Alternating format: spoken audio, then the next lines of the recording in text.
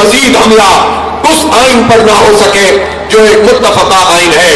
اس آئین کے لیے لوگوں نے بہت قربانیاں دی ہیں۔ اب اس کو سازشوں کے ذریعے سے اور ہارس ٹریڈنگ کے ذریعے سے دباؤ ڈال کر اور لوگوں کو جو ہے اپنا ہم نوا طاقت کے ذریعے سے یا لالچ کے ذریعے سے جو کچھ بھی کر رہا ہے وہ پاکستان کے ساتھ کھلواڑ کر رہا ہے۔ اس لیے میں ان پارٹیوں سے بھی جنہوں نے یہ عادت بنا لی ہے کہ جب بھی کوئی موقع آتا ہے ان کے کئی لوگ فروخت ہو جاتے ہیں، اور جب فروخت ہو جاتے ہیں تو کہتے وہ یہ ہیں کہ ان پر دباؤ بہت تھا۔ تو بھائی جی دباؤ تو سب پر ہوتا ہے، وہ لوگ بھی تو انہی لوگوں میں موجود ہوتے ہیں جو دباؤ کو قبول نہیں کرتے اور لالچ کو قبول نہیں کرتے۔ لہذا جو لوگ بھی یہ بات کرتے ہیں کہ دباؤ بہت تھا، اس میں آپ سے آپ شامل ہوتی ہے بات کہ لالچ بھی بہت ہوتی ہے اور وہ اپنے ریٹ بھی لگوا رہے ہوتے ہیں۔ لہذا اب یہ نہیں چلے گا کہ آپ کا بندہ بک گیا تو آپ کہیں کہ دباؤ تھا، اور اگر نہیں بکا تو آپ اپنی واہ واہ کرنے لگے۔ پاکستان میں اگر آپ کو سیاست کرنی ہے تو پھر بہادری کے ساتھ سیاست کرنی ہوگی، یا تو آپ کہیں کہ آپ چوری کی سیاست کرتے ہیں، ڈاکے کی سیاست کرتے ہیں، دباؤ کی سیاست کرتے ہیں، طاقتوروں کے آگے جھکتے ہیں، یا پھر آپ یہ کہیں کہ نہیں ہم اس ساری سیاست کو قبول نہیں کرتے اور ڈٹ کر مقابلہ کرتے ہیں۔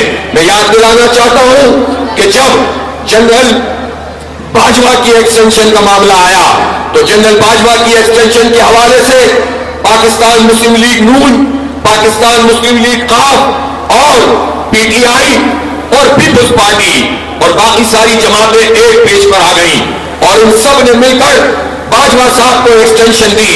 ایک دوسرے کے خلاف گالیاں دینے والے، ایک دوسرے کو پنجاب کا سب سے بڑا ڈاکو کہنے والے، ایک دوسرے کی تذہیب کرنے اور مختلف ناموں سے پکارنے والے، سارے کے سارے اکٹھے ہو کر انہوں نے جنرل باجوہ کو ایکسٹینشن دی۔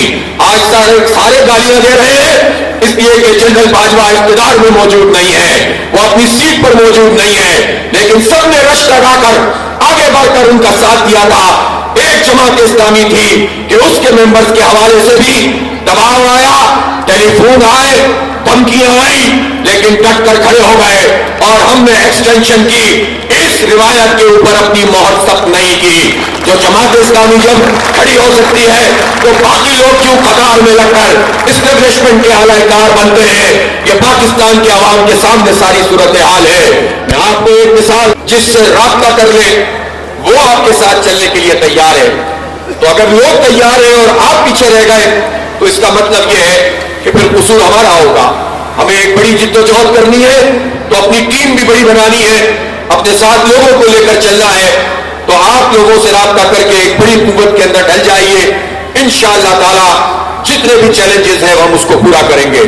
اس وقت ملک میں آئینی بحران موجود ہے اور حکومت یہ چاہتی تھی کہ وہ رات کے اندھیروں میں اس طرح کا کام کرے کہ اپنی مرضی کی عدلیہ بنائے، اپنی مرضی کا چیف جسٹس بنائے، اپنی مرضی کا قانون ہو، اپنی مرضی کا آئین ہو، اور پھر جب چاہے تو اس کو استعمال کر کے لوگوں کا استحصال کرے۔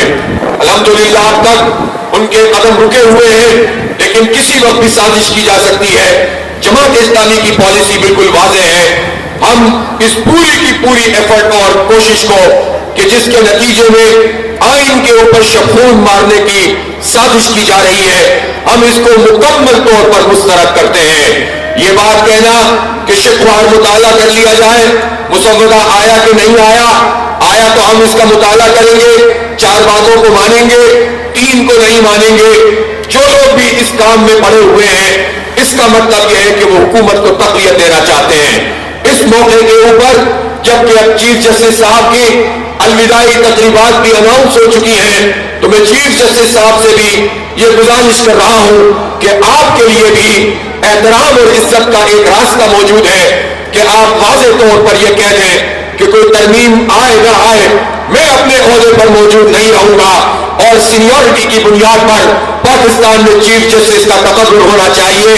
یہ اعلان اگر قاضی فائزی صاحب آج کر دیں یہ پورا آئینی بحران ٹل جائے گا۔ لہذا حکومت کو منصور علی شاہ کا اعلان کرنا چاہیے اور چیف جسٹس قاضی فائزی صاحب کو اپنی ریٹائرمنٹ کا اعلان کر کے الوداعی تقریبات میں شرکت کرنی چاہیے۔ پاکستان کے وکلاء طلباء سے ہمارا نوجوانوں سے اتحاد ہے، یہ اتحاد ہم پاکستان کی ماؤں بہنوں بیٹیوں سے, پاکستان کے بزرگوں سے کر رہے ہیں, اور یہ اتحاد ہمارا زندگی کے ہر شعبے سے تعلق رکھنے والے لوگوں کے ساتھ اتحاد ہے. ہر وہ شخص جو کرب محسوس کرتا ہے, جو اس نظام میں پریشانی محسوس کرتا ہے, جس کا حق مارا جاتا ہے, ہم ان کے ساتھ مل کر انشاءاللہ یہ فیصلہ کن جنگ لڑیں گے.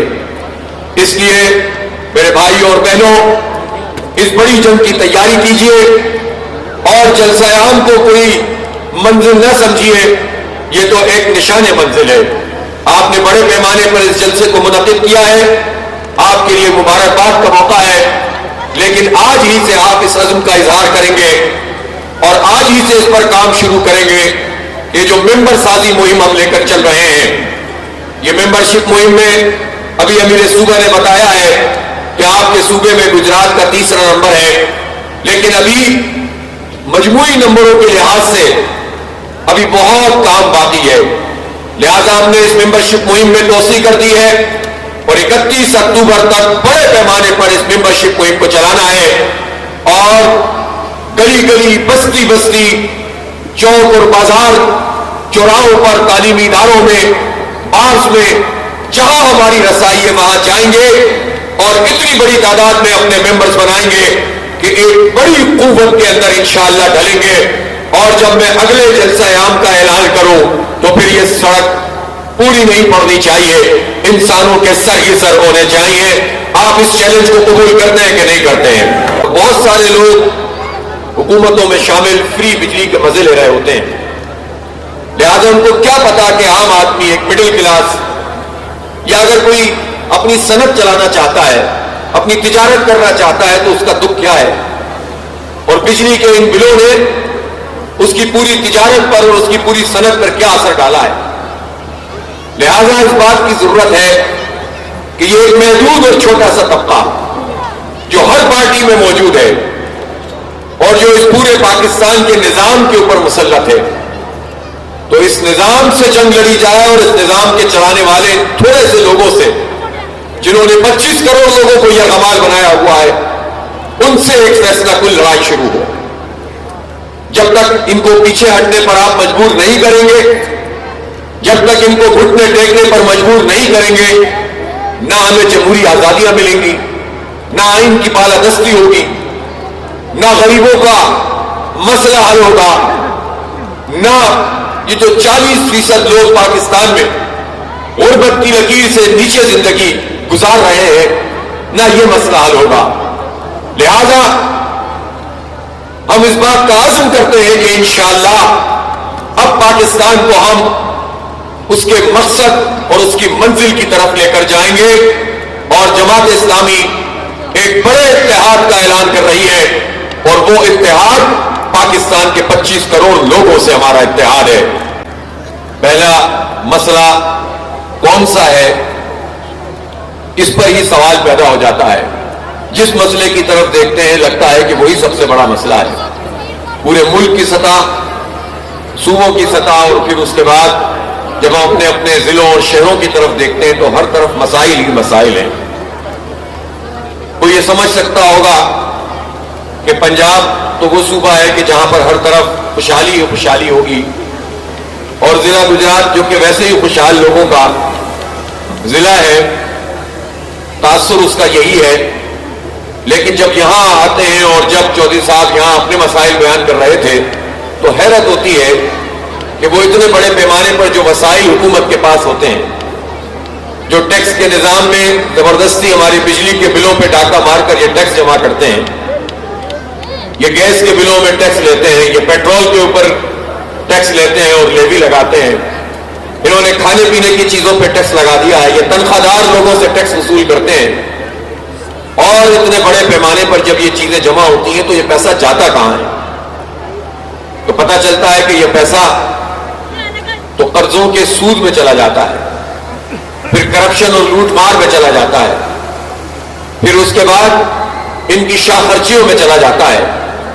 اور ایک بڑی تعداد اس حکمران طبقے کی وہ ہے جو خود ٹیکس ادا نہیں کرتی, جو ہمارے ٹیکسوں پر عیاشیاں کرتے ہیں. وہ خود پیٹرول کی قیمت ادا نہیں کرتے, اس لیے انہیں عام آدمی کے دکھ کا پتہ نہیں ہے.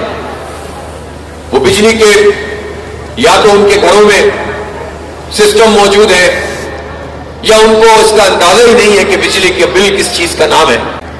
पहला मसला कौन सा है, इस पर ही सवाल पैदा हो जाता है। जिस मसले की तरफ देखते हैं लगता है कि वही सबसे बड़ा मसला है। पूरे मुल्क की सतह